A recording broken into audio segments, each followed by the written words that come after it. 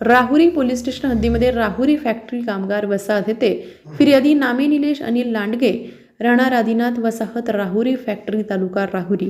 यांचे दिनांक 28/11/2024 ते 29/12/2024 रोजी बंद घरातून घर सामान सॅमसंग कंपनीचा फ्रीज, LG कंपनीची washing machine, LED TV, mixer grinder, 2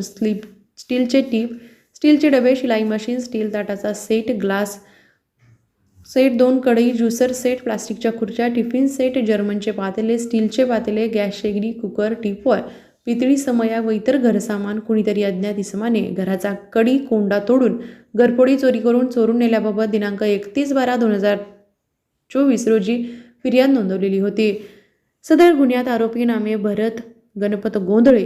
Pramod Francis विधाते, रोहित बाबासाहेब खंडागळे, शोएब रफिक तांबुळकी सर्व राहणार राहुरी फॅक्टरी यांना दिनांक 3/1/2025 रोजी तपासी अंमलदार